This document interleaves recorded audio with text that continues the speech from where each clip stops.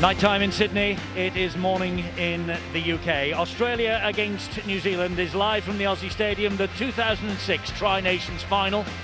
And Australia have to go back to the 1960s for the last time they lost consecutive international series. In 1962, Great Britain won the Ashes here, having won the 1960 World Cup in England. In 1963, the Kangaroos claimed their first win in Britain in a series, and since then, things have never been quite the same. But the holders come from New Zealand this year. 24-0, they beat Australia at Leeds last year. They've lost to Australia 3 times this year, however, 50-12 in the Anzac Test in May, 30-18 and 20-15 in this year's Tri-Nations.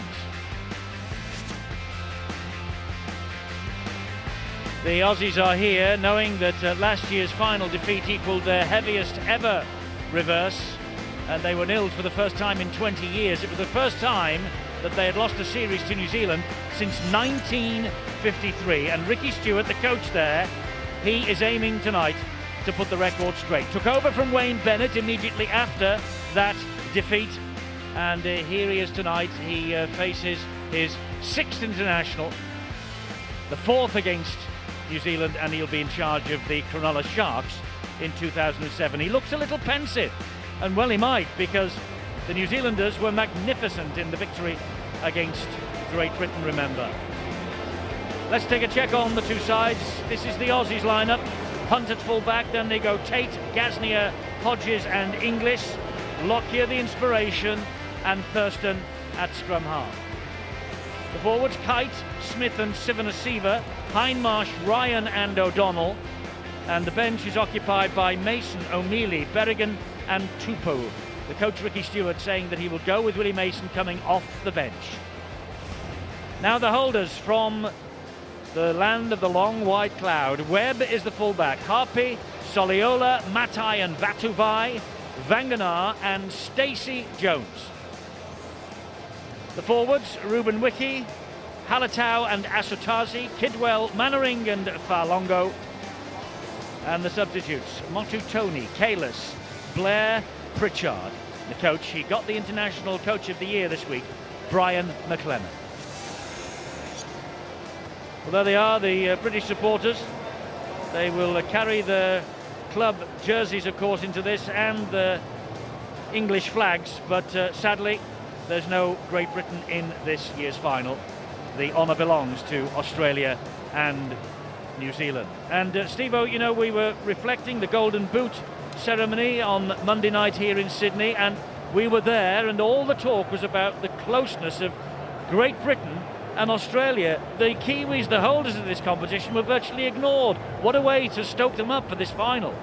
Without a doubt, Brian McLennan and some of the players, not all the squad, was invited on Monday night, but I can assure you the look on their faces said it all. They knew they had been snubbed. I didn't think it was done intentionally, but all the talk was how close Great Britain were getting to Australia, and I think it was a little bit poor in as much to the fact that the Kiwis actually hold this trophy. And I saw them earlier when they came out onto the pitch, still in their blazers, the Kiwis, and they mean business. They have that look in their eyes that we saw before the game in Wellington, when they had a few points to prove, and they want to do exactly the same tonight. They are aiming, New Zealand, for a first win at the Aussie Stadium. They got their first win in Sydney since 1959 at the start of last year's tournament at the Telstra Stadium. They claim now another piece of rugby league folklore here. It's the 4th Tri-Nations final, the 3rd time that Australia has taken on New Zealand. The Aussies are hoping to win the trophy back and claim it for a 3rd time. Remember, they won it in 1999 against New Zealand in a thrilling match by 22 points to 20. Perfect setting, Phil, for what we anticipate to be a perfect game. Eddie, that's right. You know, it appears as though the New Zealand players are able to get a little bit more emotional, and the pride of playing for their country seems a little bit more for them than it does for the other two sides in this Tri-Nations. And they've used that to their advantage in the last couple of years. They really have been successful at playing on the emotional card. We see how proud they are to do the haka before the match, and very often that transpires into the enthusiasm. I recall 2 incidents in last year's final when 3 or 4 of their players carried an Australian wingman over the sideline and almost into the stands at Ellen Road. Such was the fervour really with which they had played the game and the enthusiasm they brought to the final. If they can bring that again here tonight, they've got a great chance.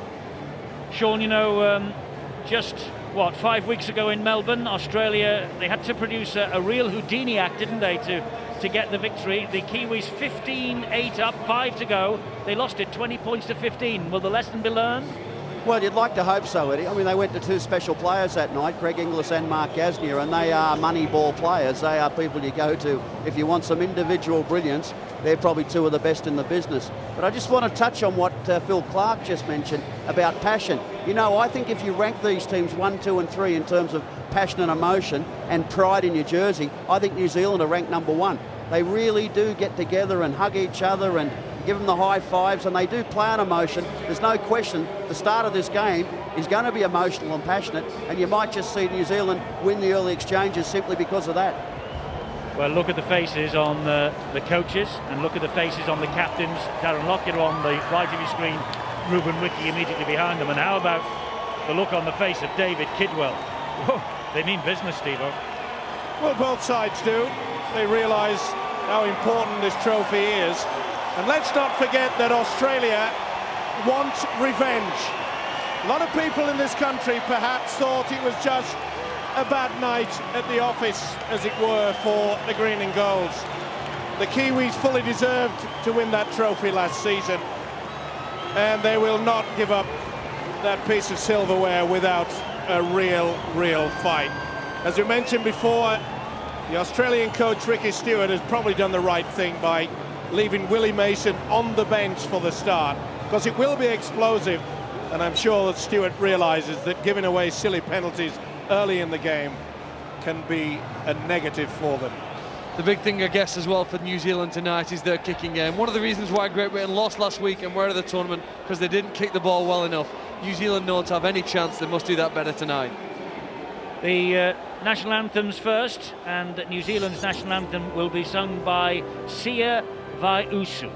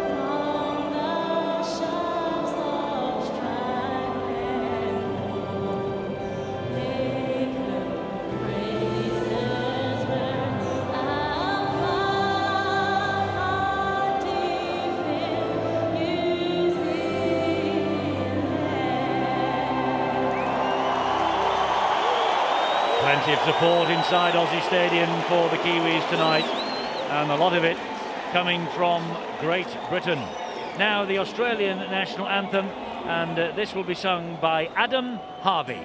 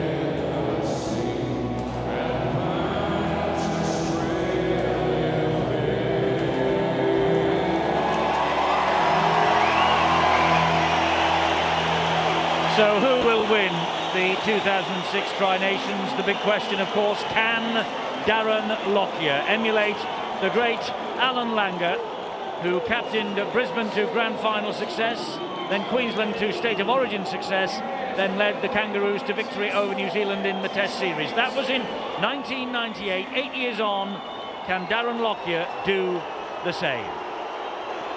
Well, before the match can get started, the New Zealanders will perform their haka, and just 10 metres away from them, the Aussies line up in a man to a man.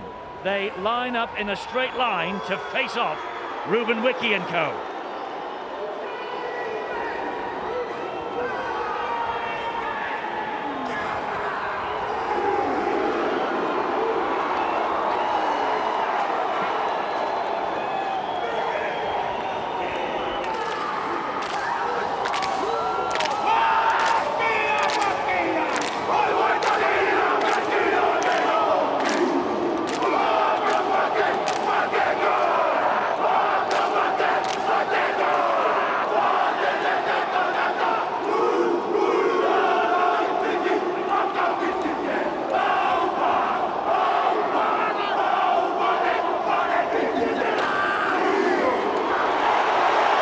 Well, it frightens us to death, but it doesn't seem to do anything to the Kangaroos. There's the man in the middle, the International Referee of the Year, Ashley Klein. Australian-born, he operates, of course, in the British Super League. It's a big night for him as well. Ricky Stuart not happy about him. This is a great example here of what Sean spoke about earlier. New Zealand again, they'll form a huddle. They want to be as united as possible. They've just gathered together again, even after performing that haka. They really, really do love the physical contact with one another, to be part of one team. Well, the curtain is about to be pulled down on the 2006 Rugby League year. There's Willie Mason and Mark Amelia and company on the bench and waiting to be introduced by coach Ricky Stuart. The referee Ashley Klein just checks that the pitch is completely clear now and everything is set to go. We've worked it out today. This is our 74th live match we've brought to you here on Sky Sports from the Super League, from the International Series, from the domestic game in Britain. And we're underway, and there is the first tackle of the match on Simon Mannering. And it really will be a question now of which nation wants it the most. And the Kiwis, the holders, they will be going flat out. 9 members of this squad aiming to repeat the upset of 2005. Only 6 Aussies survive, and significantly, Darren Lockyer did not play at Ellen Road 12 months ago. It's New Zealand in possession here with Ruben Wiki. Pretty good work by the New Zealand forwards as well. Now, their coach Brian McLennan made it quite clear that he had a few tricks up his sleeve, and the players would be coming up with something entirely different. And I think that might be that the Kiwis play a little bit wider with their second row forwards. That's a poor kick, though. It is by Stacey Jones, straight into the arms of Carmichael Hunt. Oh, and there was a swinging arm from Ruben Wiki. Good job that Hunt was going down and ducked underneath that. But this is the physical presence from New Zealand that we saw in the match against Great Britain a couple of weeks ago. Well, that was silly play by the skipper. The one thing that you don't want is to give away a good field position, and if he'd have connected there, it would definitely be, and he's still been penalised. Pushing the man, trying to play the ball. They have to leave him alone, according to the rule book. Well, he's fired up, isn't he? Well, he should be, Ruben Wiki. He is today winning his 55th international cap. He led the Kiwis to their Tri-Nations win last year. That was his 50th test. And here is Petro Sivanasiva. The Australians just 10 metres inside the Kiwi half of the field. Into dummy half goes Cameron Smith, captain of Melbourne, who got the minor premiership this year. Interesting to see whether Darren Lockyer will opt for a kick. Another penalty. Farlongo penalised by Ashley Klein, who wants a word with Ruben Wiki about this. It has been a problem with the New Zealanders. Both times, obviously, you first time there gave a little push there. Second time there, he's gone in with a hip there, knocked him over to the side. Got to talk to him. We don't want none of that. Remember, Brian Doble made it quite clear that he was disappointed with the way that the officials in this tournament have been allowing the New Zealanders to turn the man over, not allowing him to get up and play the ball quickly. And it looks like Ashley Klein is going to stamp on that extremely quickly. Well, here's an interesting decision from Australia. Electing to kick at goal very early in the match. There's the interference on Sivanasiva. New Zealand trying to control the ruck speed from Australia. Brent Kite pushed back to the ground. And Jonathan Thurston, who's been in excellent kicking form this year, will now attempt to put Australia 2 points ahead. Well, Ruben Wiki has been told by Ashley Klein that his team must cut this out. I suppose from a British point of view, it's about 3 weeks too late, but never mind.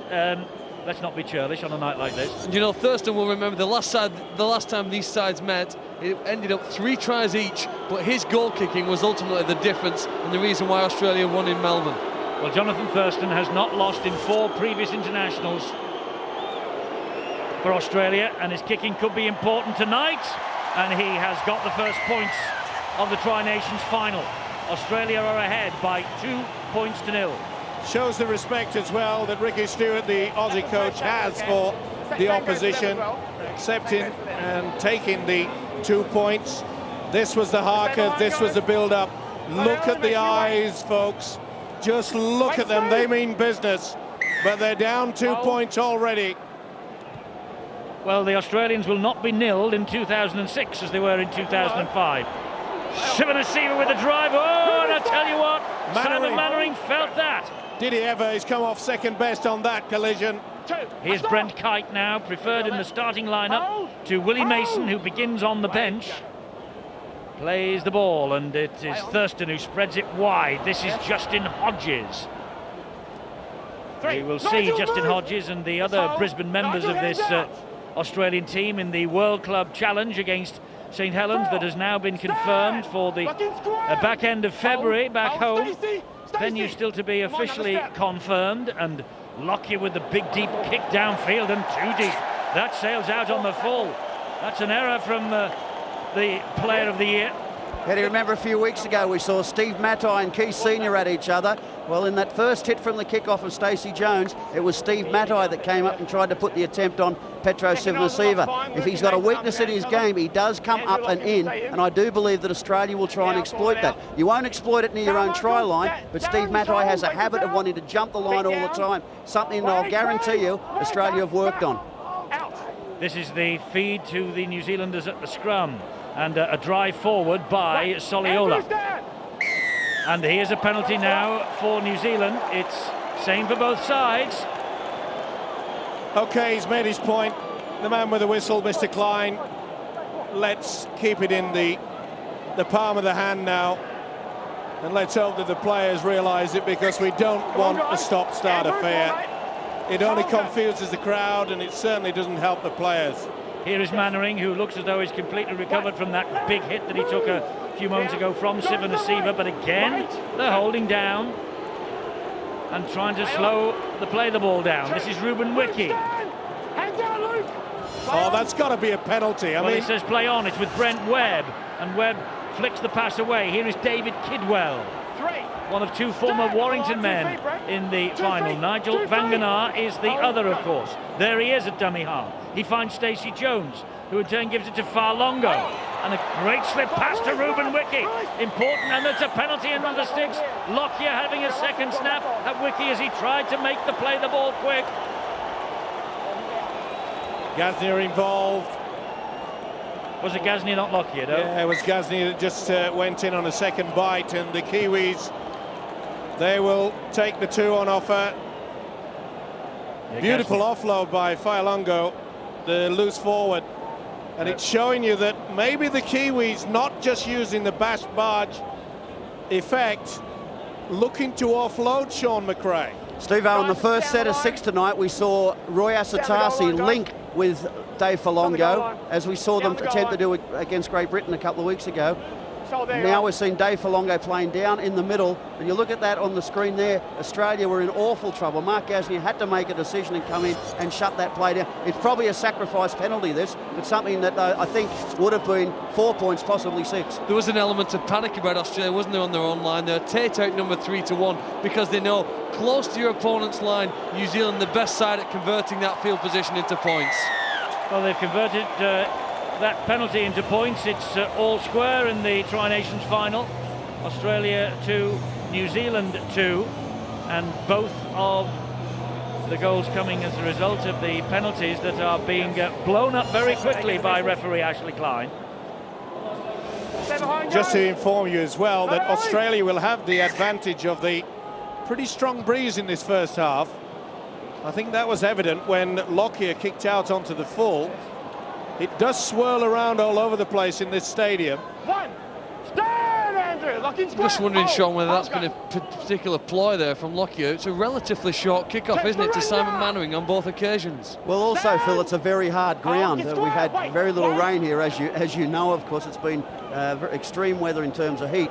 The ground is very, very firm. I think Darren's trying to get the ball to hit and possibly bounce up high enough to get the Australian rush on their team, if not trying to get the ball into touch. And again, this week, as last week, it is a football stadium. When rugby league is not played here, the Sydney team, under the control of Terry Butcher, played last night and were victorious. So the grass very short. They won here by 3-0 to Terry Butcher's men. This is Brent Webb with a high kick, and that will go deep, and Carmichael Hunt is underneath it, safe as houses. And Brent Webb, the man who comes up and puts everybody onside. The tackle finished off by Steve Matai.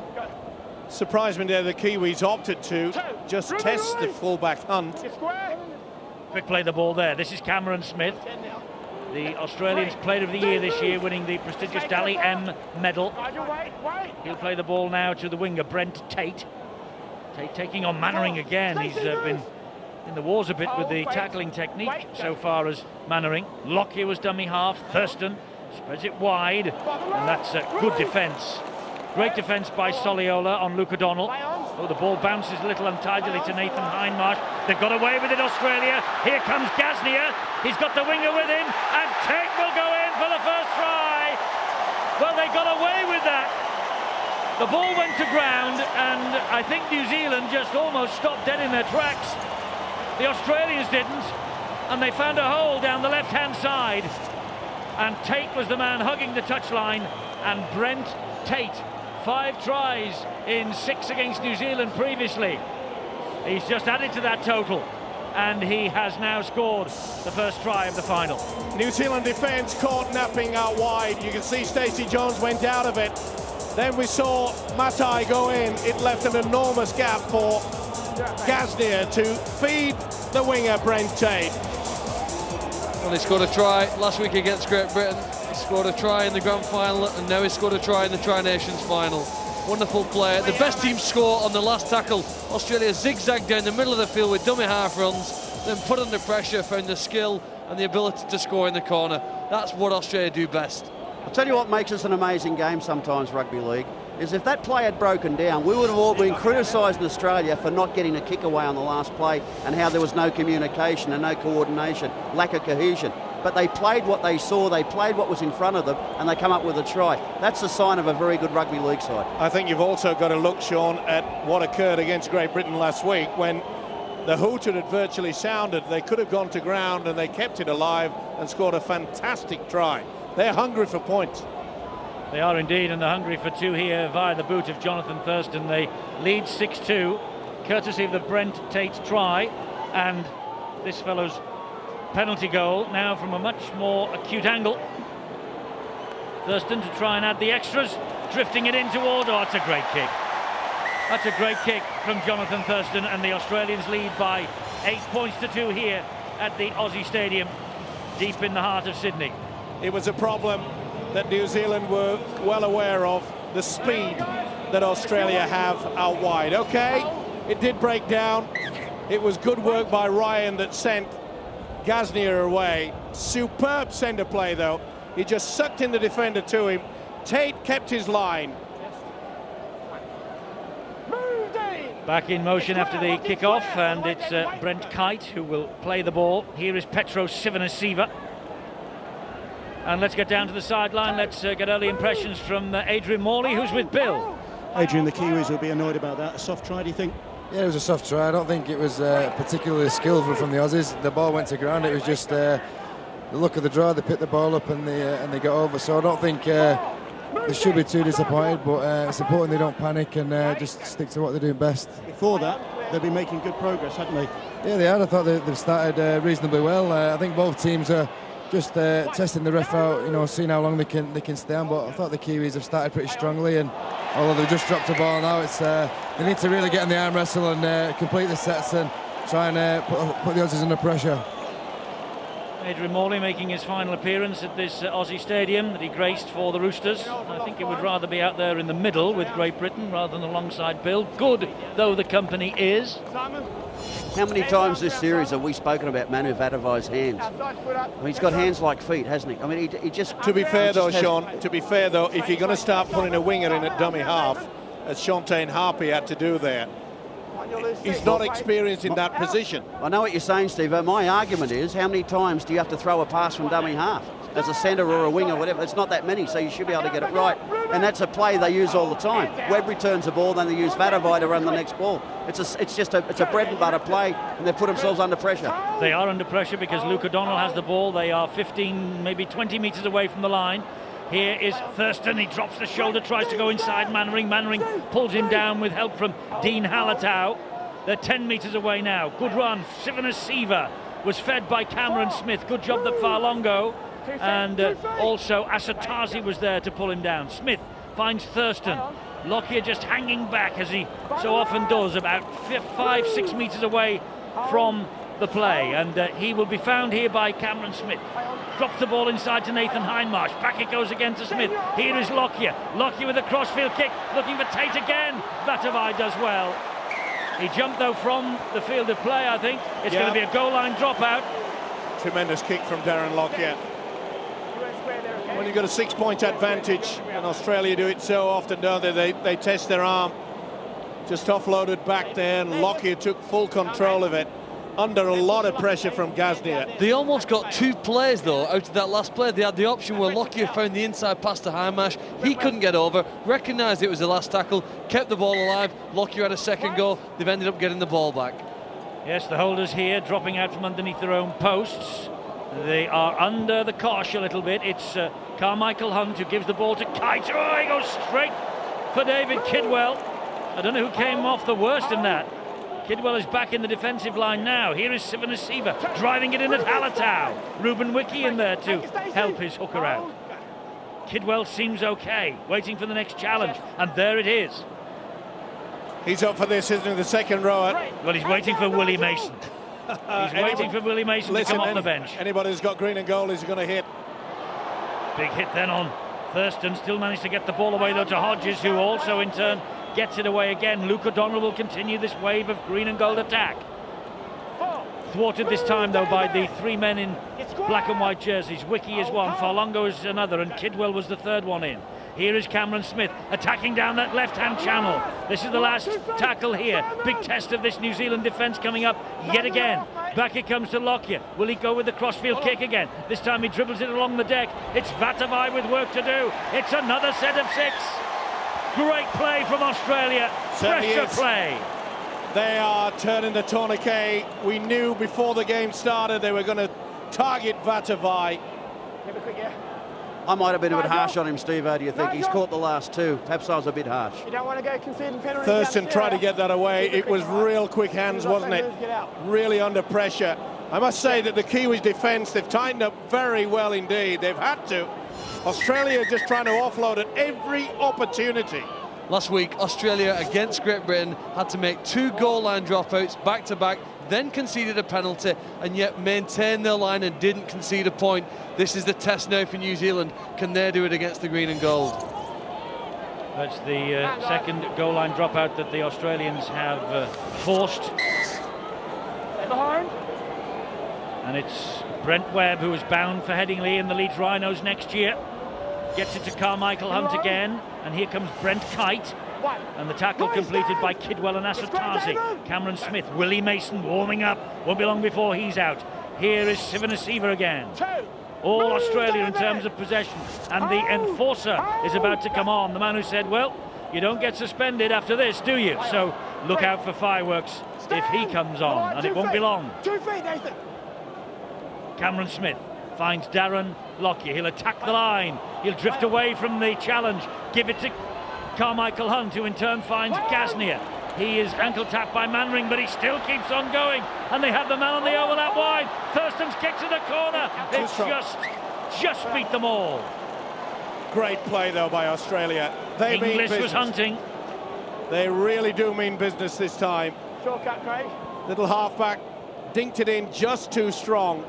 And they know exactly that they're turning this big Kiwi side around and around all the time. Really interesting to look at the Kiwis then. Their body language was as if they'd just scored a try. When the ball went out of play, they recognised they'd seen off the danger. Backslapping, clapping, all encouraging one another. I think they just feel as though they've weathered that opening storm that you've spoken about. Australia starting games so quickly. Yes, it's whether they can now work the ball downfield. They're trying to do it here with Steve Matai, winning his 4th cap for the Kiwis tonight. And here is Vatuvai. And Vatuvai had 2 tries in last year's Tri Nations final. And he gave Brent Tate one heck of a life at Ellen Road, if you remember. This is Farlongo of the South Sydney Rabbitohs. He will play the ball here to Dean Hallertau, the 5th hooker to be used by the Kiwis this year. And that, I think, is Jason Kalis, who is on. Nathan Kalis, I beg your pardon. Pretty good work by New Zealand there. They got to the halfway line with their set of 5, and then on the last kick through, right down the throat, though the chase is very good and the defence is solid. Get square, David. Wait. Yes, Inglis hit the deck. Here is Brent Tate again. He's running flat, and he's got away from Matai. And he gets the ball back brilliantly to Gasnier under pressure. Great speed, hasn't he? Fantastic skill, absolutely. Just put it into top gear very quickly indeed. Andrew Ryan here for the Australians will play the ball to Cameron Smith. This now is Nathan Hindmarsh. He finds Lockyer. Lockyer goes wide again. Oh, Hodges off the deck. Risky, but Carmichael Hunt manages to hang on to the possession for the green and golds. Plays the ball on halfway. Driving it in goes Luke O'Donnell. Last tackle, they're 10 metres inside the Kiwis half of the field. That's Cameron Smith. They go down the left again with Thurston. Good hands. Hodges gets the ball away. Brilliantly picked up by Inglis. Great defence, though. That'll be the turnover. He just managed to ankle tap the big winger. Great stuff. They managed to stop him. Unbelievable. Thurston, he drifted out wide, and Justin Hodges just couldn't get the ball out quick enough. He had to turn around to Greg Inglis, and that was sufficient for the fullback just to ankle tap. Boy, power play. How confident are the green and golds? Steve, you would have thought they would have gone for the kick, Sean. Well, that's what I spoke about before the game. New Zealand have a habit of coming in. It was Nigel Vangana who jumped the line. So they've got a player on the right and a player on the left in Steve Matai. Australia know that. So even if it's last tackle, they're going to try and run that play because they know that the second guy in from the sideline will want to rush in and try and put pressure on the kicker. And it's going to open up for the players to go down that channel. What a fantastic offload in the tackle that was from Asatazi, and that was an offload from number 12 Simon Mannering that went straight to Darren Lockyer. Well, more of a poach, I thought there. Darren Lockyer put himself in a good position. Kiwis trying to keep it alive, doing exactly what Australia done, and the big fella's on. Listen to the crowd. They know he's there. Willie Mason. There's his first run. Said in the press this week he will not be altering his style for this Tri Nations final. Lockyer is gobbled up by Vanganaar, and also in there quickly was Soliola, but the referee has seen something he didn't fancy, and the Australians see something they don't. And O'Donnell and Vanganaar and Thurston. Thurston's thrown one. He's thrown a punch at Soliola. Well, I said it would be torrid. It's taken 21 minutes. Well, it's no coincidence. Willie Mason has just entered the field of play. Silly play by Luke O'Donnell. The penalty had been given. He just pushed a man, and then Thurston threw a right hook. I think Ashley Klein caught one on the back of the head as well then. All right, guys. 13. Yeah, 13. Well, he wants a word with Luke O'Donnell. They had the penalty, as Steve-O says. Come here.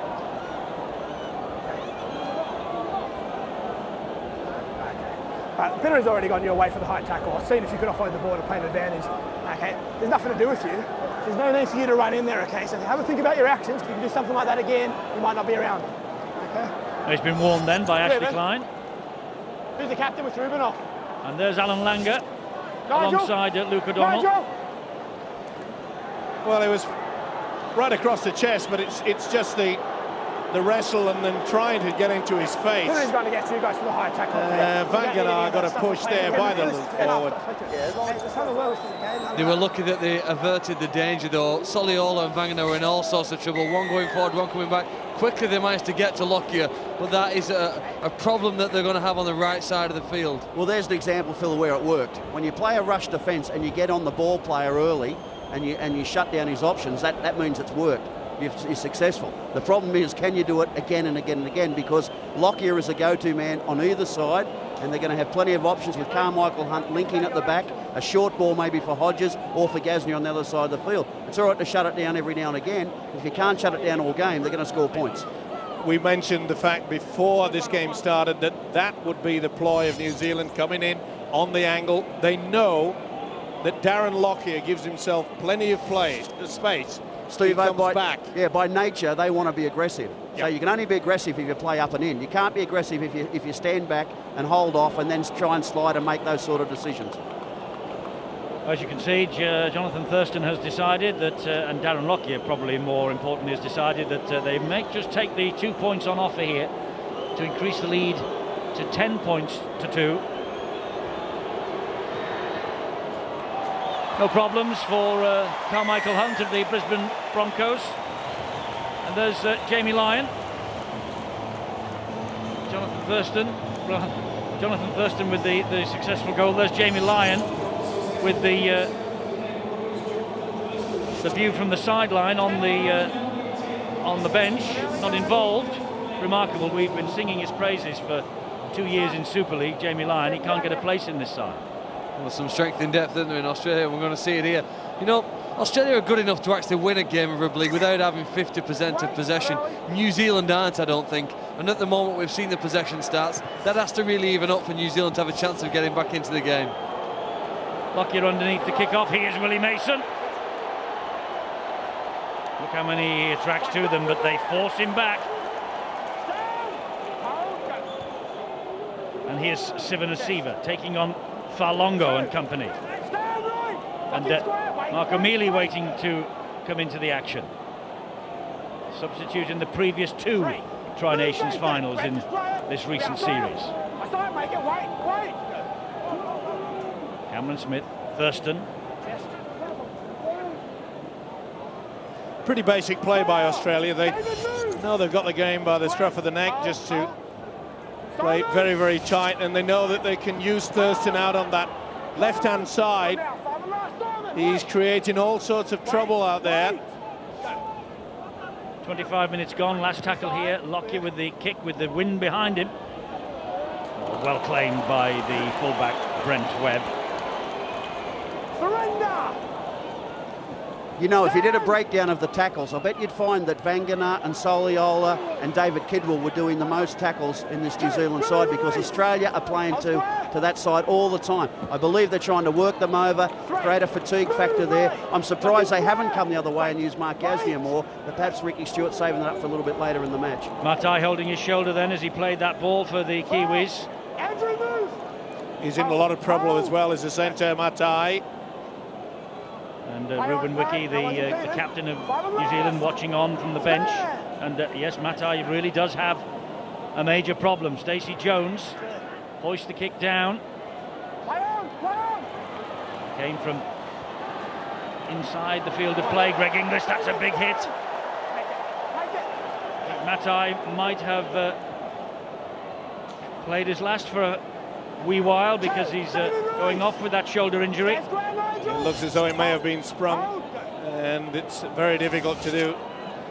I must say that the New Zealand first-second marker is just having a little bit of a trouble. Surprised me that the Kiwis are not utilising running from the dummy half whilst in possession. Australia are doing that. That's Willie Mason. Cameron Smith's the dummy half. The left-footed kick downfield will go between winger and full back. He's done that so successfully for Melbourne this year. The 4th tackle, kicks out on his left foot down there, and those chasers are prepared all week on the 4th play. Press the accelerator, go as hard as you can, and turn up the heat on the Kiwis to try and force the mistake. Oh, that's great defence. Major problems on that side. Major problems. Oh, and that's a penalty that is a golden gift. Well, he did all the hard work, and you can see there that O'Mealy had to go with the elbow to start with, then had another go, and then decided to push him off. Ricky Stewart will be furious. Well, there's nothing more frustrating, Steve-O, than when a bloke comes off a bench and wants to make an impact. But you make an impact by working, not by giving silly penalties away like that. New Zealand with Kidwell. Eventually gets to his feet, looking for the penalty. Luke O'Donnell was challenging him, and Kidwell testing Mr. Klein. Solid defence, though. I think there's a problem with the centre Matai. I think we've seen the last of him for this game. But the Australian defence is very solid, especially close to the ruck. Chance here for Kalis. We have not seen Vangana and Stacey Jones combine as yet. We might now, because there is Stacey Jones. A little dink over the top, brilliant. And he finds Brent Webb, and they feed it wide. And here is a try for Pritchard. Brilliant try. Engineered by Stacey Jones, scored by Frank Pritchard. The man who missed the Ellen Road final last year. And the Kiwis are not going to let go of this title easily. 10 points to 6, courtesy of Pritchard's first try at international level on this, his 10th appearance for his country. First time he's come into the action. Brian McLennan, the Kiwi coach, made it quite clear that he would have a few tricks up his sleeve, and Stacey Jones has just provided it for the fullback Brent Webb and Pritchard, and they were suckered into it, Australia. They thought they had the game well and truly under control. It needs something different at times. Webb knew exactly where to run. He knew exactly he would have support out wide, and Frank Pritchard has brought the black and whites well and truly into this game. Well, I bet Mark O'Mealy is feeling a little embarrassed at the moment, because he conceded a penalty on the number 2 right underneath the post. Penalty went into touch, 4 plays, chip over the top. And I'll tell you what, there are very few players in the world with the vision or skill of what Brent Webb had there to find that pass to Pritchard to score in the corner. Big comeback for the Kiwis. Great stuff, isn't it? Webb just knew that Jones was going to dink it over. All the good work that the Australian defence has done so far was completely ripped apart by sheer skill from the wonderful boot of Stacey Jones. Well, Frank Pritchard had a try disallowed by the video referee against Great Britain in Wellington. He thought he'd scored his first international try then, but he has just scored it now in the 2006 Tri-Nations. Can Stacey Jones cut the deficit down to 2 points? No, he can't. Pulls it the wrong side of the post. 10-6. Australia ahead. Super League presence here from that man, Stacey Jones, and Super League presence to come from Brent Webb. Fantastic stuff. Do you know, Brent Webb read the play so well, and the main advantage for that was that when Stacey Jones kicked, he never looked to the inside. He wasn't going to give anything away. You know what, Steve-O, if you look at that replay, Mark O'Mealy was probably at fault again. Mark O'Mealy had a chance to actually take Brent Webb off the ball. He probably had a chance to run in his line, and he didn't. He was a little bit lazy at marker, so yeah, he was actually responsible for giving the penalty away to get them into that field position. So he's got a bit of making up to do. Motutoni's on. Motutoni of the Hull club lost the Super League Grand Final this year. Was hooker in last year's final at Ellen Road. Can he make up for the Grand Final disappointment at Old Trafford? There he is, number 14 on his back. Gives the ball to David Farlongo, who'll drive it forward on the last tackle here in New Zealand. It's a good move by Brian McLennan, mainly due to the fact that Halatau has not really been doing much running from dummy half. He knows he'll get that from Motutoni. Here's Carmichael Hunt. Auckland-born, but playing for Australia. Now then, let's go down to the sideline. Bill and Adrian Morley again. Typical Stacey Jones there. Yeah, it was. It was almost a sucker punch from the Kiwis. They had to do a lot of tackling with the back-to-back dropouts, but typical Stacey, he always pulls something out of the bag, and what a great try. And New Zealand will be happy, and they seem to have weathered a bit of a storm, because it could have looked a lot worse, couldn't it? Yeah, again, they did a lot of tackling, obviously very tired, but they did weather the storm well, and hopefully they can kick on, and I think they'll be more than happy at the scoreline at the minute. Hopefully. You've been in the country for 6 years and you're rooting for the Kiwis. That's right, yeah. Well, I'm a neutral, but I think if the Kiwis win, I won't be too disappointed. Well, he's British, and as we said at the start of the programme, a lot of the British supporters still here in Australia. They really are shouting for the Kiwis here tonight. Carmichael Hunt for Australia finds Thurston, and Thurston just decides to plonk the ball over the sideline. 8 minutes or so to half-time. Australia ahead by 10 points to 6 here. Not surprising that Australia, there's the injured Matai getting some sort of treatment. He could play in skins, couldn't he? He's got his name tattooed on his tummy there. Is that in case he forgets it? I think yeah. Well, I normally look for an envelope in the morning to find out who I am, but I'll tell you what sort of treatment he's going. He's about to have a big needle put in that shoulder, and to see whether he can get the movement back and the feeling, and to see if he's got full function. Well, he's used to it with a tattoo across the belly. There's plenty of needles gone in, hasn't there? Ruben Wiki poised to return to the action. I must say, to me, Steve, they look a more solid unit with Wiki on the field. Oh, without a doubt, he's a penalty again. Not only is he a great leader, and this is the reason why I felt Ricky Stewart didn't start this big fella. He does have a tendency to lose the plot at times. He's worked hard though, Simon Mannering. He got a heck of a big knock early in the match, but just shrugged it off. No doubt about it. Facial, not allowed. Move, Andrew! Mark, don't spin! Chance here for New Zealand then. And here comes the try scorer, Frank Pritchard.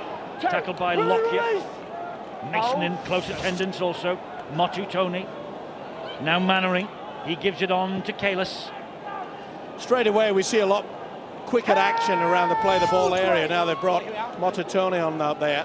Here's Stacey Jones. Stacey Jones flicks the pass inside and finds Adam Blair. Cameron. Motutoni want to get on with it quickly, the Kiwis. Good scampering run. And wide it comes. Oh, and he drops it as Manu Vatuvei under pressure. He hasn't got the best pair of hands, Vatuvei. He knows it. Trouble is, rest of the rugby league world know it as well. I think Brent Tate was pretty happy that he did drop it too, didn't he? Because if he catches hold of it, you've got a big job on your hands. There's a lot of power coming at you. He was looking at Tate though. Adam, let's keep it clean. It is a simple error that we often see at the top level, club level, and even international level. And you know, New Zealand had a great opportunity to build more pressure there. I think they've done remarkably well. When you consider the amount of possession and field position that Australia had in that first 20 minutes, Australia probably are entitled to be ahead by much more, by a greater scoreline. But New Zealand have done well to hang in there, and probably in the last 5 to 10 minutes, they've actually started to dominate in terms of field position. And it's the Australians that look a little bit fatigued and under pressure now. Here they come again, though, Australia, with Nathan Hindmarsh, the 8th time he has played against New Zealand. And he's never lost a test against them. Some big challenges going in, though, as we approach the 35th minute of this match. And away goes Justin Hodges. Good run from dummy half, halted by the skipper, Ruben Wiki, who is back and in the action now. This is the last tackle on halfway. It's with Thurston. Here is Lockyer. And are they going to run it? Yes, they are, with Gaznia. And Gaznia, oh, well, he could have funneled the ball out to the winger Brent Tate. In the end, he just lost his footing. Second occasion. Big chance gone. Yeah, they went for the power play. They know that Gaznia probably has the edge out wide, and he certainly has. And I maybe Vatuvei just caught him accidentally with the ankle there. Yeah, just enough to just trip him. Such a talent, isn't he? Mark Gaznia. It's difficult to defend against that play. On the last tackle, you want your winger to drop back, don't you, in anticipation of the kick. Australia aware of that, shift the ball and then catch them short for numbers. Well, a golden opportunity now for the Kiwis. They're giving away a silly penalty of Australia. No doubt about it. Jonathan Thurston not allowing the full back to get to his feet. Stacey Jones dumps the penalty into touch. Once again, talk of an international retirement for Stacey. Back in Super League next year with the Catalan Dragons. Here is Ruben Wiki, who just goes on and on and on. Well, he's a bit like a pantomime, isn't he, Stacey Jones? He comes up every year when he's supposed to be finished. He's been a tremendous player, and he's just guiding things through this first half, you know, Stacey Jones. He's not done a lot, hasn't put himself under a lot of pressure. Here's the substitute Adam Blair taking them on. New Zealand looking to get square at half-time in the Tri-Nations final with Stacey Jones, ball on the inside. That's Kalis, I think, under that tackle. Last one, he'd play the ball to Motutoni quickly. Stacey Jones, an angle kick back across the face of play, and the ball... Be a dropout, will it? No, it's a penalty to Australia. I think there was a player tackled in the air, or was it an elbow used? Anyway, Thurston looks a bit groggy for all of that. Beautiful cross kick, but look at the numbers that they had. Oh, there's no doubt about it. Vanganar nearly ripped his head off. Was Stacey Jones aiming for the crossbar here, exactly like he did in Wellington against Great Britain?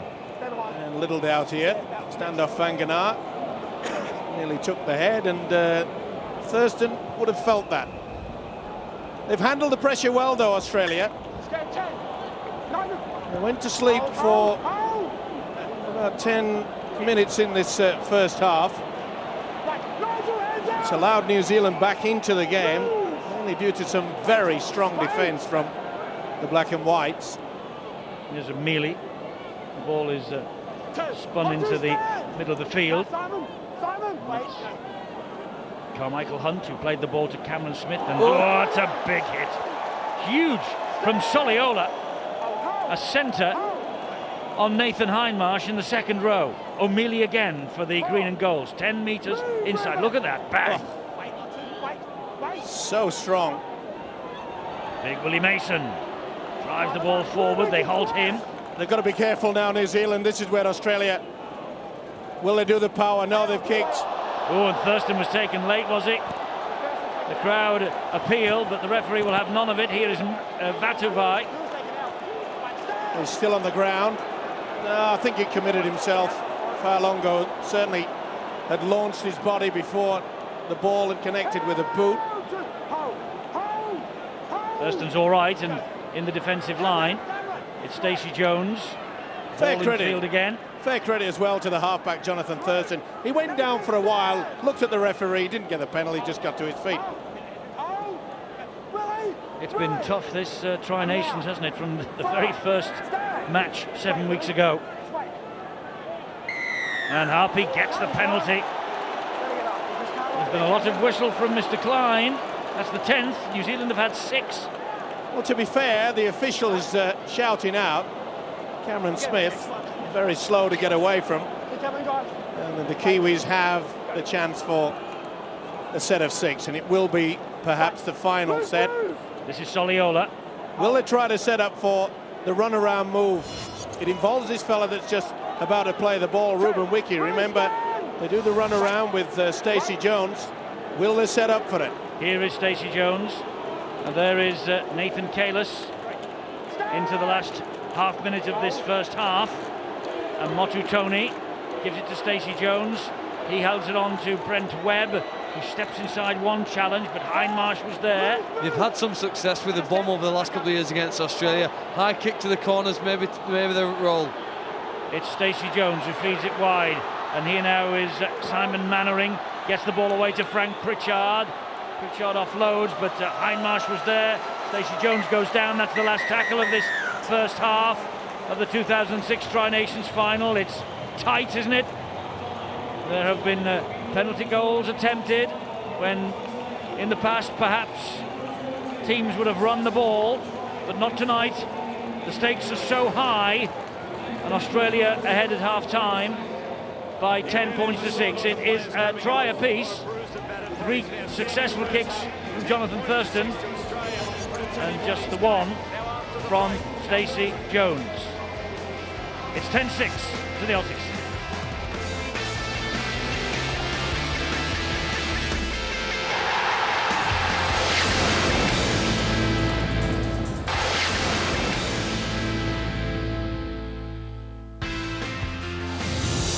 Our Ashes cricket coverage of the first test continues on Sky Sports. You can see highlights from day 3 later, following us at 11:30 a.m.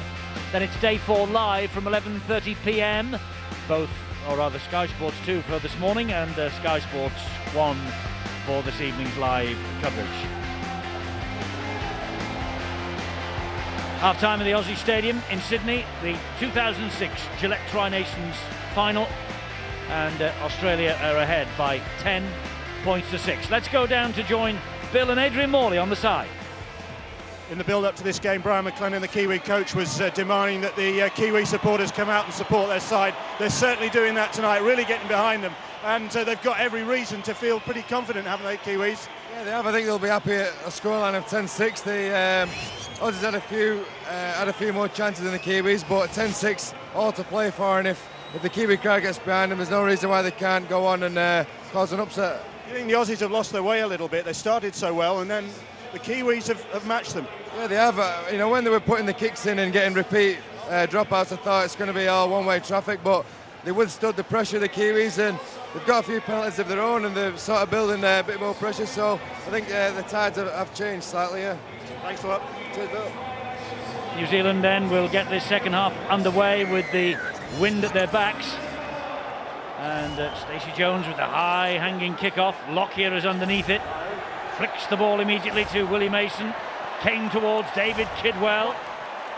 Good run from Mason, that. Not Stuart Fielden's best friend, I would think, in 2006. Wouldn't be expecting a Christmas card to come winging its way from Great Britain. I don't think he's got many friends anyway. He's, well, you know the feeling. He's a target, yep. This is Willie Mason again. And he has got broad shoulders. I'd imagine, Eddie, that Ricky Stewart said to the Australian pack, listen, the challenge is for us to win this game, you've got to be better than the 6 Kiwis who play out there in the middle of the field.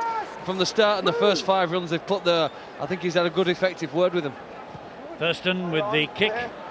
Oh, brilliantly collected by Brent Webb. Looking forward to seeing this fellow in the Super League next year, really am. I bet Rhinos fans are too. Well, they've lost one very talented player in Richie Mathers, but they've got one equally as impressive from what we've seen in 2006, the Tri-Nations. He possibly has been the most individually talented and sensational player this year. Super League back with you on Sky Sports in 2007. Begin very early in February, and it will be in the high definition format in the new campaign. It's been announced by Sky this week. Great run early here. It's Vatuvai. Flicks the ball in field, finds Mannering. And the Aussies having to hurry back in defence. Play the ball 30 metres away. It's with Stacey Jones. They're running it on the last. That's Motu Tony. He dabs the ball into space, but that space was soon covered by Carmichael Hunt. Great build-up there by the Kiwis. Super stuff out on that left-hand side. It was expected that Australia would catch the Kiwis out just wide of the centres, but look at this. Great work from the second rower, Mannering. Hodges wrestled to the ground by Nigel Vangenaar. And that's Cameron Smith. And here is Mark O'Mealy again. Went straight at Ruben Wiki and knocked the captain off his shoulders. Got a great off his feet, rather. Got a great offload to Cameron Smith, and he finds Lockyer. Lockyer, though, down a blind alley. You notice every time Lockyer receives a football, there's not just one New Zealand player there. There's 1 or 2 or 3. And that look forward. Tate. That's certainly forward. That one is. And the referee was right in the right place. Well, I think the official missed the first one. It certainly was floating. It was pretty hard to decide that that was momentum because he got really knocked. Now that's all right in momentum as far as I'm concerned. Maybe it's a payback for the first one. Ricky Stewart. Nervous coach. Not surprisingly, with only 4 points in front.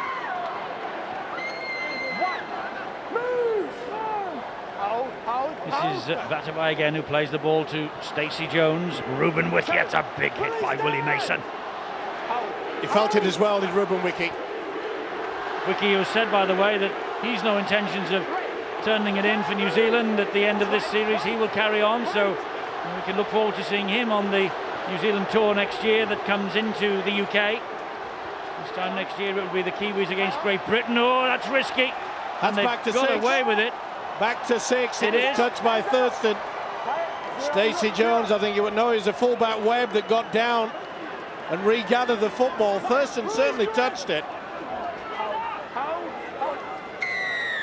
And they get the penalty again. Soliola was trying to get up. There were hands in the ruck.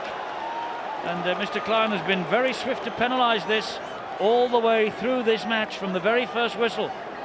Well, Hodges took an eternity to get off the man.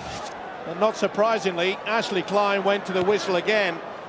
You would have thought that he would learn the lesson. He was blowing the pea out of the whistle very early in the game. Tell you what though, Steve, we're virtually playing this final under a separate set of rules compared to what we've seen in the qualifying stages, because the laying on in the tackle was getting on our nerves, and I've no doubt on the supporters back home. Tonight it's being clamped down on. Well, are you surprised? I mean, all the coaches have been complaining. I'm not surprised. And they've left it to the final. I just wonder why it wasn't done a few weeks ago. Never mind. This is Webb. Gets the ball away. Drive in by Pritchard again. 15 metres away from the Australians' line. Looking to level the scores. That's Kalis. 10 metres away now. He plays the ball to Motutoni. Here is Stacey Jones. Wiki's on his inside. Elects instead to go to Webb. He finds Vanganar. Vanganar gives it to Soliola. Oh! Sensational try! Sensational Kiwi try from Isaiah Soliola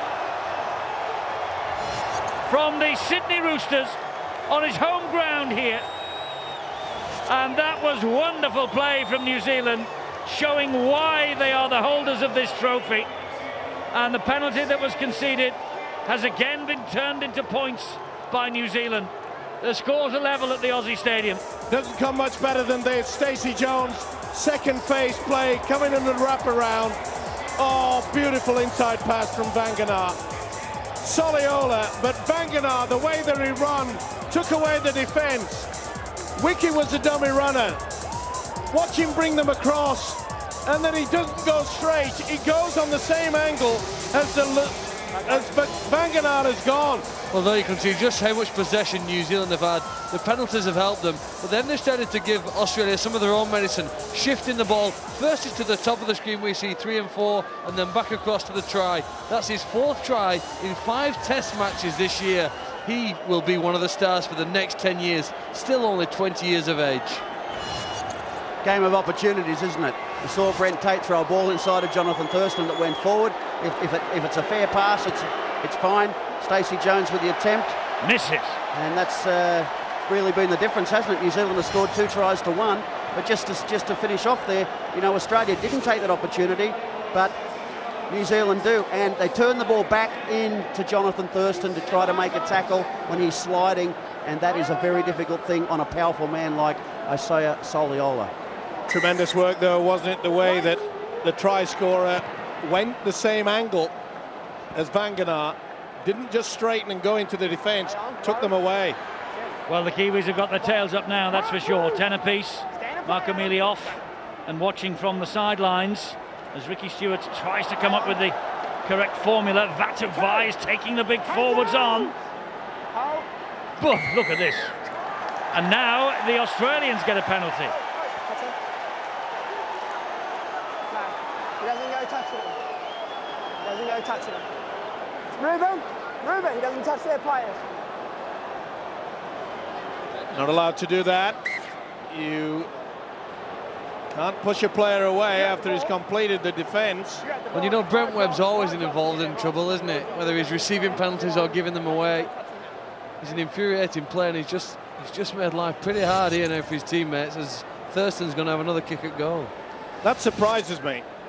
Well, it's respect, isn't it, for the holders? Well, it is respect, but Australia haven't had the football on their hands for any period of time since the restart. There's no doubt about it. He pushes the big fella, Sivanasiva, away from the play the ball area. I'm sure I've seen that in this tournament not penalised before. You I'm have, sure but I it's see it still- in Super League not penalised. You've seen things tonight that you haven't seen penalised. I know.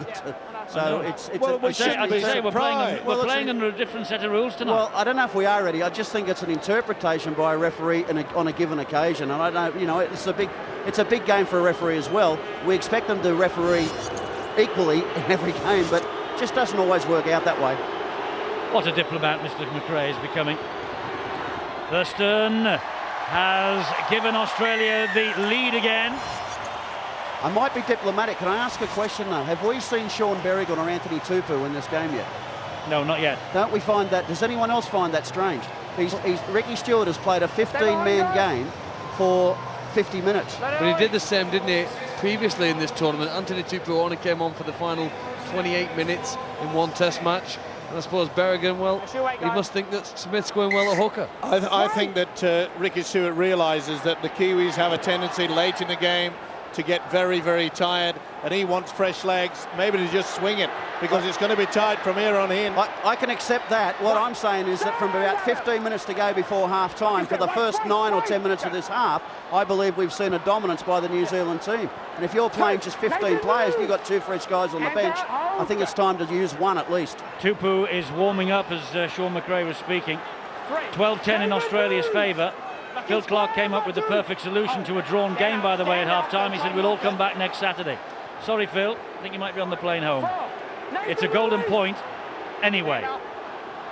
10 minutes of the second half have gone, and Australia still lead, but only by 2. They're in possession with Gasnier. Again, we see a very solid Kiwi defence, handling anything that Lockyer has put to them. He's lucky, Brian McLennan, that he has Simon Mannering able now. Started the game in the back row, but with the loss of Matai to injury, Mannering's now gone out to defend in the left centre position and doing a pretty good job against the world's best. Tupou is on, Sean, by the way. He is out there now. And he's immediately involved, isn't he? That's him. It certainly is a beautiful shoulder charge. Oh, they're throwing the bodies at them now. They are. This is a period of the game where one side could just take control of it. Oh, that's a high shot. Sivanasiva did not get caught by the official.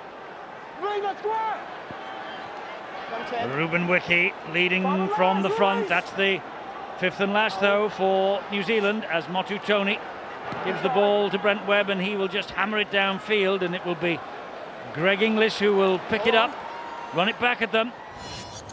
Little doubt in my mind that Brian McLennan, when he sent out Motu Tony, it has turned this Kiwi side around. They were struggling. They were very slow at the play the ball area, and he's just changed it. There's Tupou again at the play the ball. Berrigan is on now as well for Australia, so Ricky Stewart has made the changes. There he is, Berrigan, Thurston, Lockyer. Oh, almost an interception there by Vatuvai. There's only 6 to go. It was a huge gamble, and he's caught a knock. Well, I tell you what, I'm sure that Vatuvai touched that, and the referee says it's the tackle count continues. This is Thurston. Oh, he's away from one. He gets the ball over the top, and behind Inglis was the pass that he has the strength to get through 1 and 2, and Brent Webb was high. Was he ever? He didn't miss him. Bang, straight over the shoulder. Oh, Inglis felt that. Kiwi support. This is the incident. Well, maybe didn't touch it after all. Either way, it's play on. But he took a huge gamble. And that is right in the mush. Silly play. I know it's illegal. It was possibly the only way and only chance he had of stopping Greg Inglis, didn't he, on that play? Can't run without his head, and I think he jumped up, grabbed hold of it, and eventually pulled Inglis to the ground.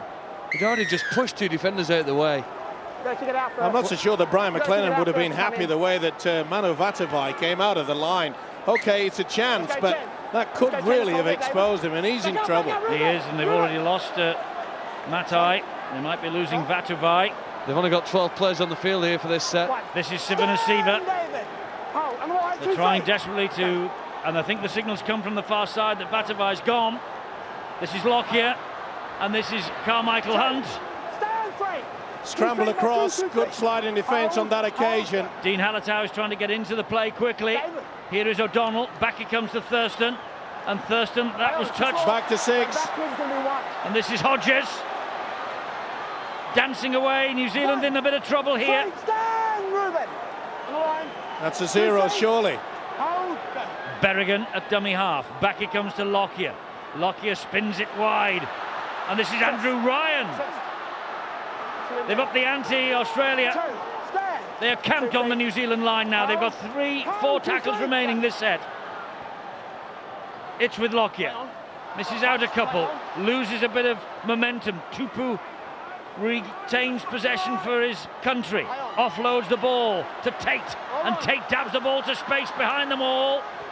And it is the winger, Shontaine Harpy, who has to run the ball over the dead ball line. Goal line dropout coming up from the Kiwis. Let's go down to Bill. You've got news of this, Bill? That's right, problems for the Kiwis. Manu Vatuvei is out of action, he's off the field. Steve Matai will not be returning. It's a shoulder injury for him, so that's real problems for them in the 3 quarters, and just real problems for them at the moment, Adrian. Yeah, they are. Australia are mounting a hell of a lot of pressure, and hopefully the defence can stand up, but it looks to me like it's going to crack any minute. You think they've just upped the pressure a little bit? I think so. I thought the Kiwis started well this half. They've been a bit more inventive and they got the try, but I think 5th tackle options are letting them down. They really need to put the Aussies under pressure with the kicks, and that's why the Aussies are coming back and applying the pressure at the other end. Pressure coming in from this, the 3rd goal line dropout that Australia have forced. This is Berrigan, and Berrigan drives the ball forward to Brent Kite. Is this the time when Australia just turned the screw with Lockyer and Thurston? All on the inside, it was forward. Pass. He delayed it, did the halfback Thurston, and it's created the forward pass, head and scrum. Short cat, Craig. You see, guys? Well, it's a tense moment, isn't it? It looked as though the Kiwis were going to crack. Back on the inside, no doubt about it. It just came a little bit too early. Prolong the pass, but this is bad news for New Zealand. And it all came about with that silly movement of trying to come out of the line, trying to take the intercept. Well, it did, Steve. You're either hero or villain, and in that case, he was a villain. But, you know, Australia have come up with 2 poor plays in the last 2 sets. Brent Tate kicking the ball in the end goal. OK, they've got a repeat set, but that's not the time for that. You've got a winger trying to link there. They should have kept the pressure on. All that did was allow New Zealand to recover and recuperate. And that play there we just saw with Jonathan Thurston inside ball to Petro Civoniceva, it's not on a slow play the ball. You just can't run it off a slow play the ball. It's got to be quicker than that. So they've really taken some pressure off. Remember, we saw New Zealand in the first half handle a lot at what Australia threw at them and be able to come back. High shot on Ruben Wiki this time. Easy. Yeah. It's falling down. Well, there's the bench and shaking their heads at the decision, but they can't have any complaints about that. Luke O'Donnell was right straight into his face. Over the chin. Yeah. Well, he'll be a very frustrated coach, will Ricky Stewart. He knows that the Kiwis down to 2 players off. Asotasi joins the fray. These are nail-biting times for Australia, their coaches and their supporters, their players. As I said earlier on, it's a long time since they've lost back-to-back international series. All right, they won the group easily, but this is where it matters. Well, they're getting a very good field position at New Zealand, and we know that when they get to the red attacking zone, the man that's just about to play the ball is the man that can come up with a trickery. Ruben Wiki cycling, keeping the fitness levels up just off the field, to be replaced by Asotasi. Here comes Dean Hallertau. That's the last tackle for New Zealand. Surely a kick, the bomb, it's got to be. Back he comes, it's Stacey Jones. There's the kick wide, looking for Shontaine Harpy. Inglis is in goal. Oh, the ball is lost. Now then, the referee, I think, will ask the video referee just to see how everything will restart. And he's actually asking, I think, whether there is some infringement against the Kiwis in the in-goal area here. Yeah, he wants to know, see whether Hodges has taken the man out. Well, he's certainly involved there. I don't think he even looked at him though, did he? He ran to try and help his wing. Shantae Harpy, yeah, it's a ploy that they often use. Yeah, just stopped his ground. I don't think that'll be anything untowards. Who did the ball come off though, Steve? Is it Inglis? Yeah, that's a big question. Could it be a dropout underneath the sticks? The Aussies are pretty confident. Beautiful high kick there from Stacey Jones. He wants to look for, well, he's certainly made contact. That's off the Australian. This is a very difficult decision, but a massively important one here now as we enter the final quarter. It could turn the game. That's how important it is. Shantae Harpy contesting the ball. It seemed to come off. I'd go Greg for the goal line Inglis. dropper, Eddie. Yes, if I had to guess, it's a difficult call. Well, having seen that, you would agree, but the video referee will now give his version. And it is the goal line dropout. And the pressure is building on the Australians. And you'll see from the kick that they were all onside. And he's deemed that it has been finally pushed dead in goal by Inglis. Interesting that though, isn't it, by Ashley Klein? Taking the time to stop the game, ask the video referee to help him out. Well, it's so crucial in such an important final. There was no suggestion, I don't think, that there was ever the chance of a try, but it was just how they restart. Yeah. We see that from time to time in Super League. They ask, but they don't actually go to the video referee, do they? They stop the clock and wait. That's a Tazi or shocker. That is. Well, Brian McLennan will be. Oh, they've dropped it now. Play on. That is one mistake apiece. I was going to say Brian McLennan will be tearing what little hair he has left out. Here he is again now, Asatazi, to try and make amends for that error. Plays the ball to Halatau. Here is Motu Tony. He's been outstanding. He really has got into the workload. Halatau, the pass to Kidwell. Stacey Jones, great hands again, and again. Oh, and he just hangs on to it, Frank Pritchard.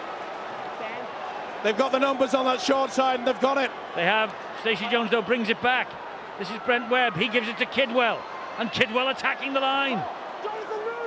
Halted 6 meters short. Motu Tony, quick play the ball. Here's Stacey Jones.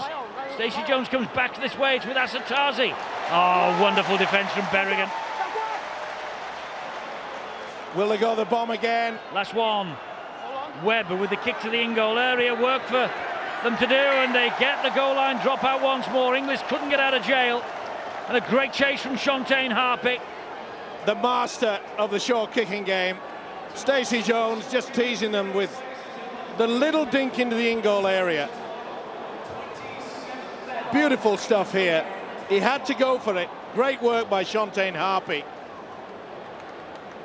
You know, Steve-O, we often talk as coaches when we're addressing our players before and even after matches, we talk about momentum swings and how you handle it. Both sides tonight have handled it extremely well. I wouldn't say that's a great kickoff. Knock on by Farlongo, and Australia get out of jail there.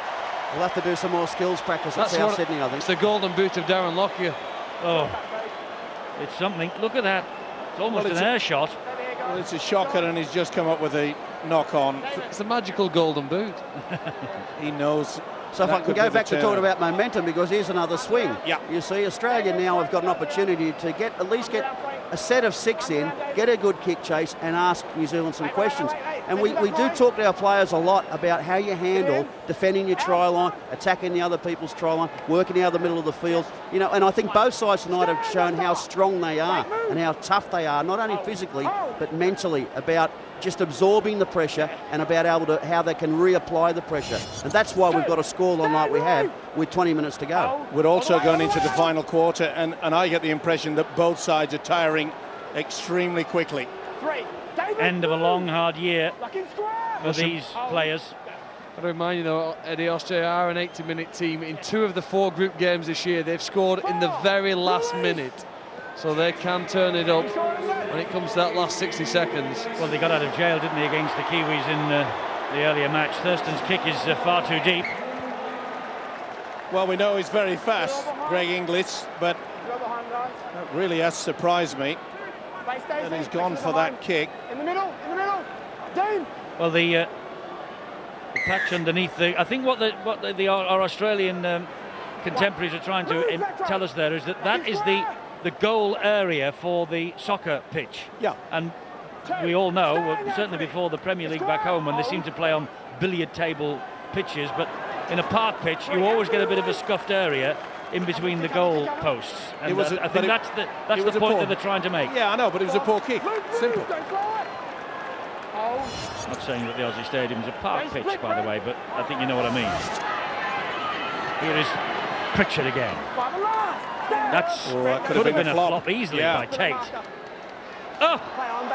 Went backwards. Oh, and Stacey Jones has got away with it. Accidental offside. Last tackle, change over. Turnover. Well, Stacey Jones and all the experience. Wait. Go. It was a knock-on anyway. Well, he said it went backwards. It was play on. It went forward. Stacey Jones said, well, he got it right. The official got it wrong. And that just indicates to me that they're a lot tired. And what I suggested, it's going to come down to an error that'll turn this game. New Zealand got downfield though far easier than Australia are at the moment in their last set of possessions. I know the end of it was a poor one from a black and white perspective. But there is some energy and pace still left in New Zealand when they get possession.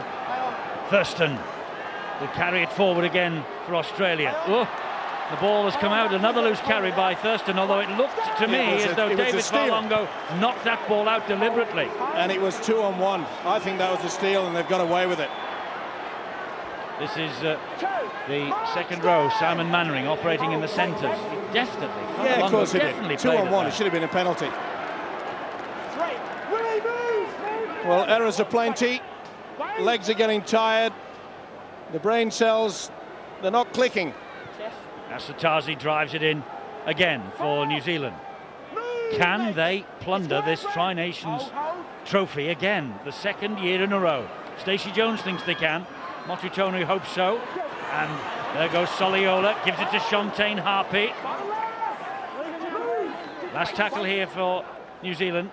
Back it comes to Stacey Jones. Up the ball goes high. And it drifts forward on the wind. And Stacey Jones made a play for it. Carmichael Hunt got to it. What a take under pressure. And what a tackle. What an important tackle by Soliola. Here's Willie Mason. Get square. Wait. Do you know some of these players can hardly get to their feet? Lockyer. Nearly through. Play on. Here is Mark Gasnier. Round one. Round two. Away from three. Brilliant. Oh, Gasnier just cut down by Roy Asatazi and Stacey Jones. Tremendous stuff. They got themselves into a very good position. Thurston. Helped on wide. Terrific to Hodges. Hodges halted by Wiki. Boy, what a ball and all tackle by the prop forward, Wiki. Last one here for Australia. And Thurston will dink the ball over the top.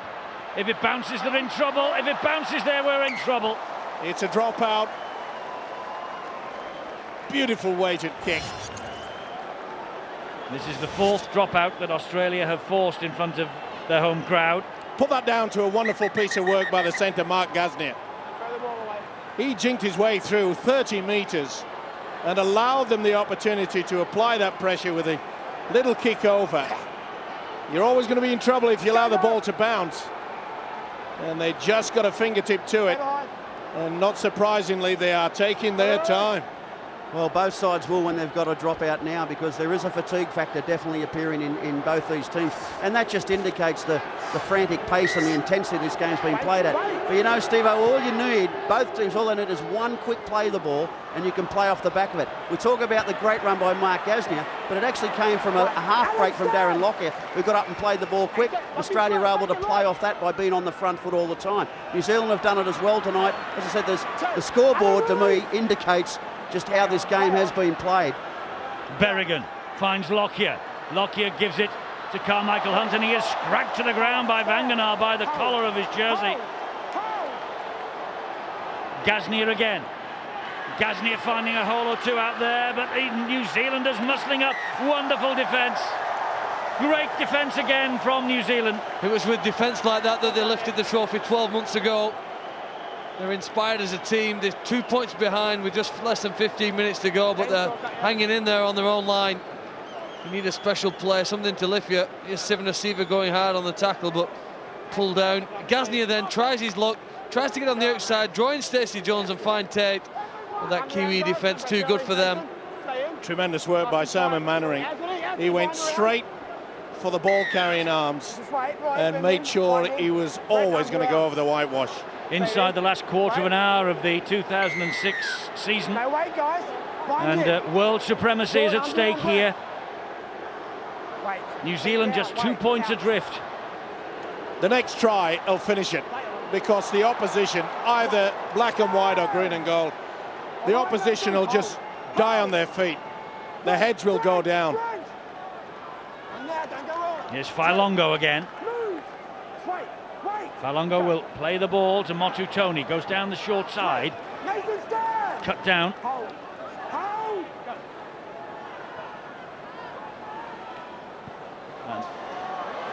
Oh, that was risky. Ball bounced, but in the end, Wangenaar picked it up. Apologies, by the way, if you're watching at home and you see a black strip at the bottom of your picture. It's a problem we're experiencing with the host broadcaster here in Australia. Hope it's not spoiling your enjoyment of this Tri-Nations final too much. It's a gripping encounter, and it could go either way in the next 14 minutes or so. And the substitutions now late on from coaches McLennan and Stewart will be absolutely critical to the outcome. This is also important, where you see the wingers and the centres trying to take a little bit of pressure away from the forwards. Almost through was Berrigan, hauled down He's by Asatasi, and Berrigan has been deemed to have knocked the ball on. Certainly lost it in the tackle, and this is a crucial play. He has. There didn't appear to be any movement of the arm. Let's go down to the sideline. Adrian Morley with Bill. Where's your money? Hey. Where's your money? You look worried then. I am, yeah, 50-50 at this stage, but I'm just wondering if last week we'll have a factor on the outcome. The Kiwis, of course, had the weekend off. The Aussies played a pretty tough test match. Maybe they're running around on heavier legs than the Kiwis, so we'll wait and see.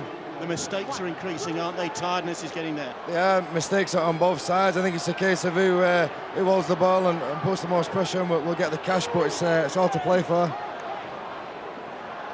Here comes Asatasi. He's found Ruben Wiki.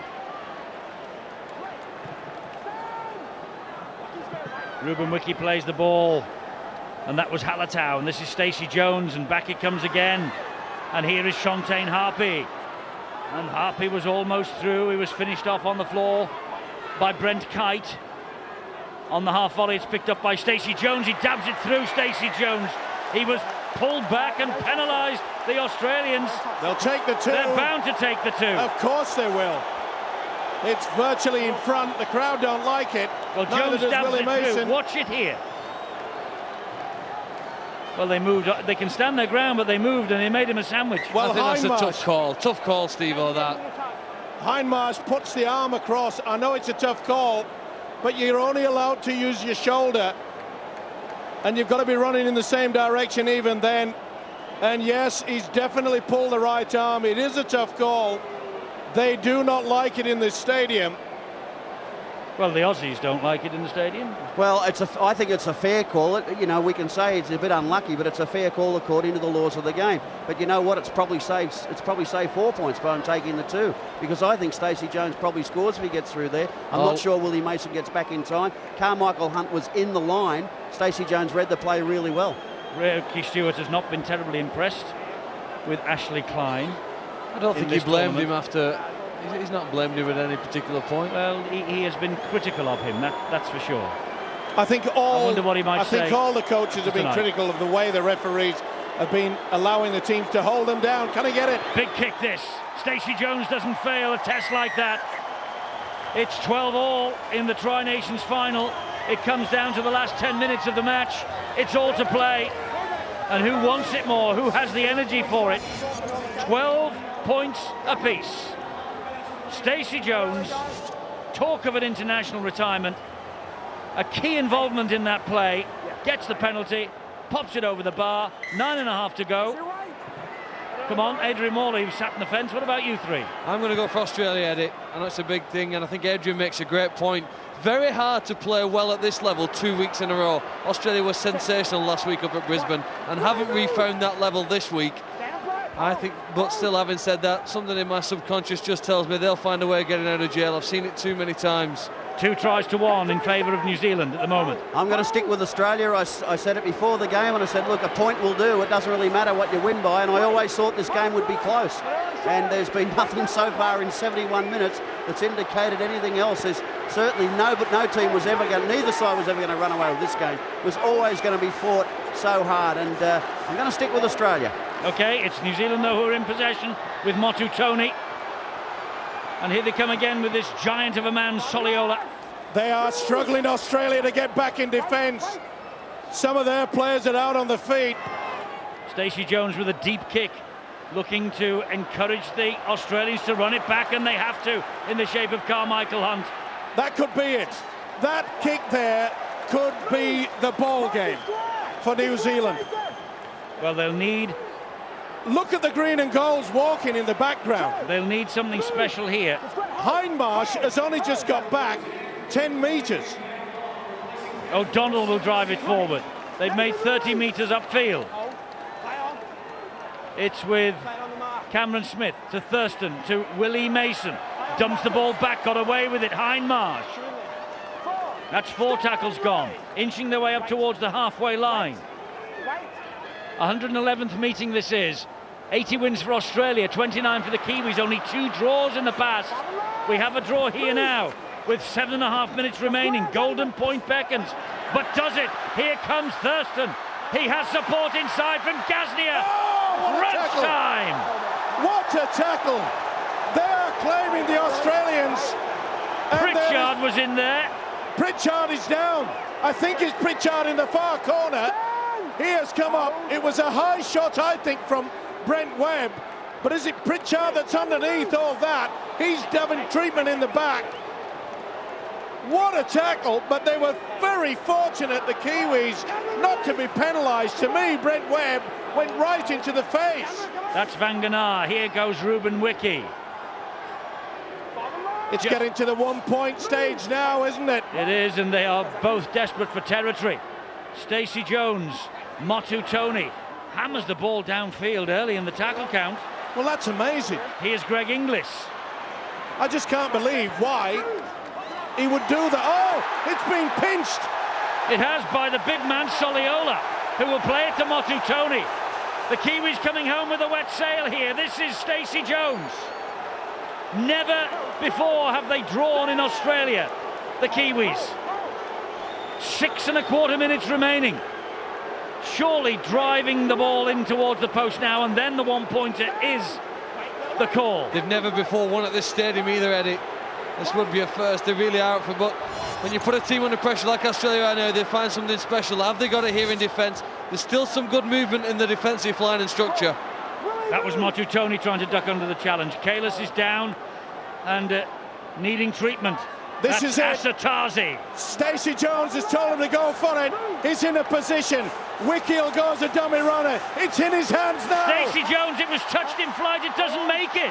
Terrific defence from the Australians. Oh! They throw the ball out. What on earth is throw the ball going out on? on the first tackle. Head and feed to the Kiwis. 10 metres out. And a glorious opportunity for the holders to hang on to their trophy. You just can't believe this, that the fullback would do it. It was nowhere near Greg Inglis, and he turns in horror. Will they do the scrum base run? Will he be picked up by the loose forward? Who's going to take that last line?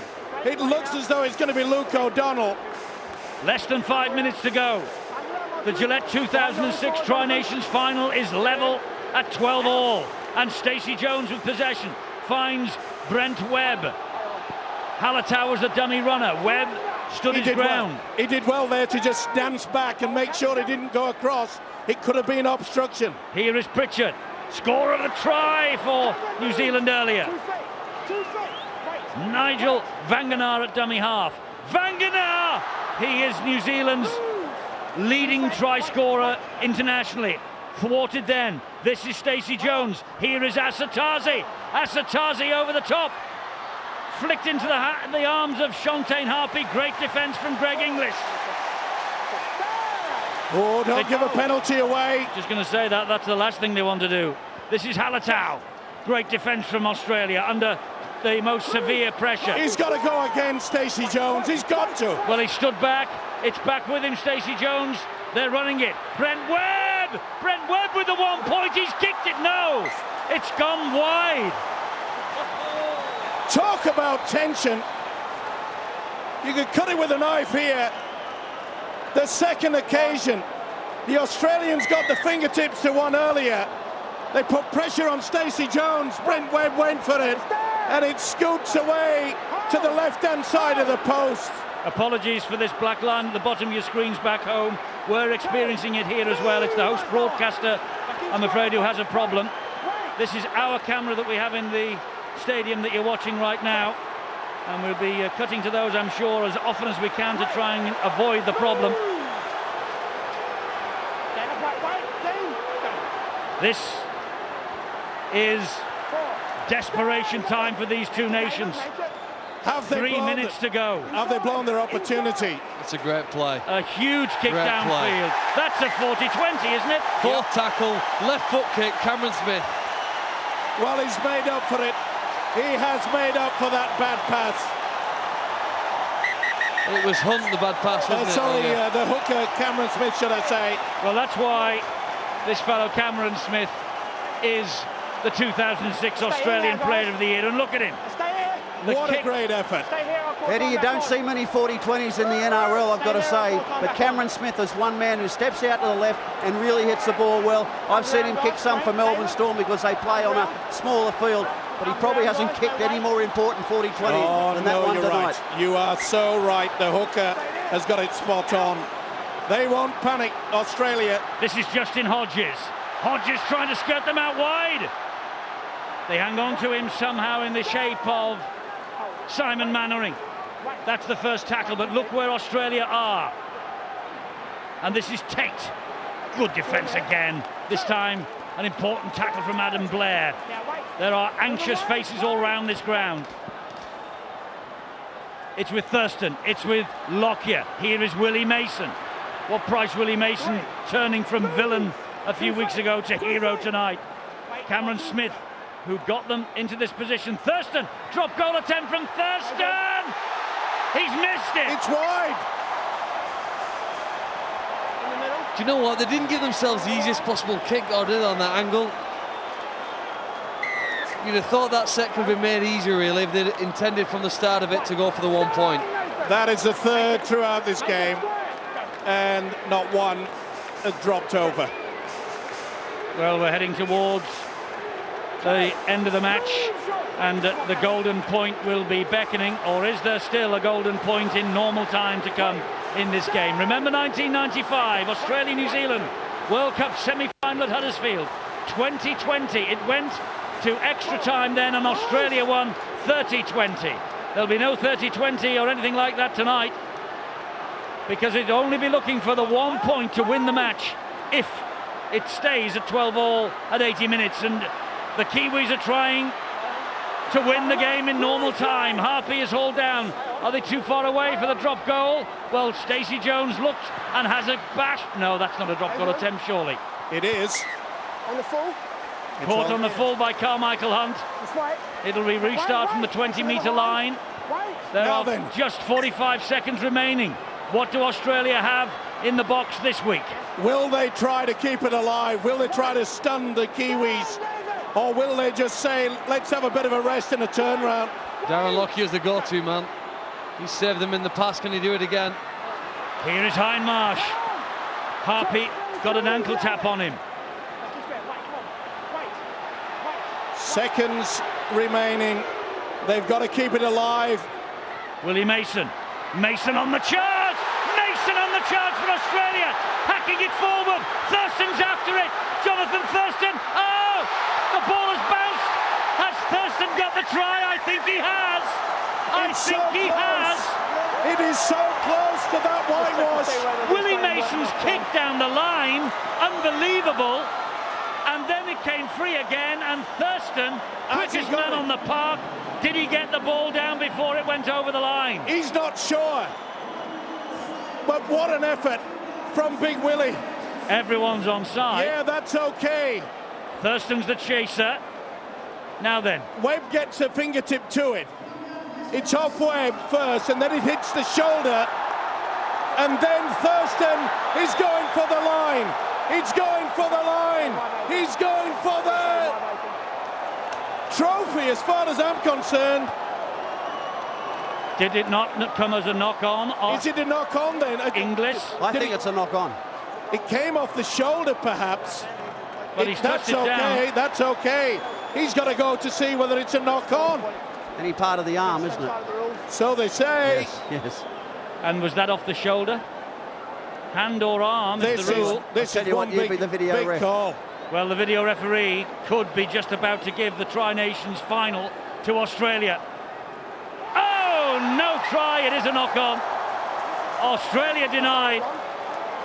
Motu Tony, look at the state of him. Oh, that shows you how tough this Tri-Nations final has been. That's time off. We have a draw, but what about this play from Willie Mason? We have a 12-point scoreline, we have golden point to come.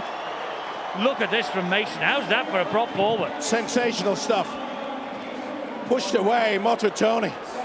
And then Aosi Soliola. And Thurston, it has been deemed that the winger has knocked on. It looked all over. This is a major blow, though, for New Zealand.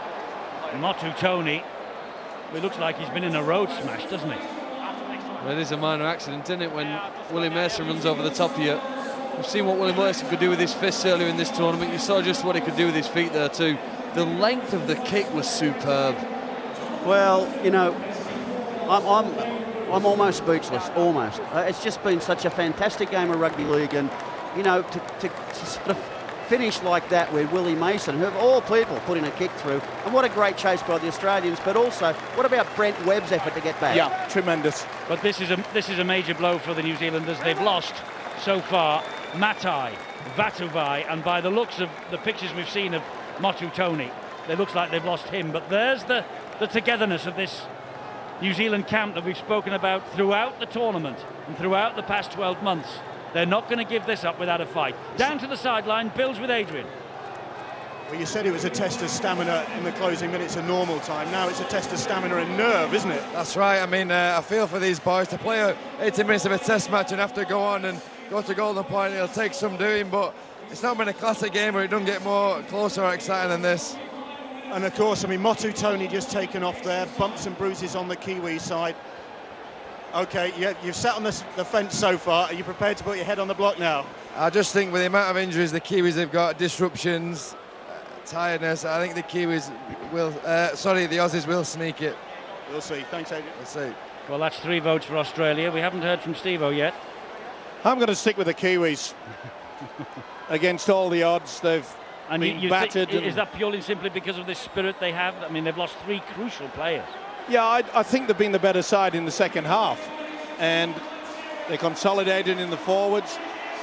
And I just feel that with this kick, they'll get into a good position. They know that it's defensive quality now. They've got to try to keep Australia within 30 metres with the first 6, so that it's not a very good kick on the final tackle. What a chase by Ruben Wiki on Willie Mason. What a chase. This has been a great effort from both sides. Bang, right underneath.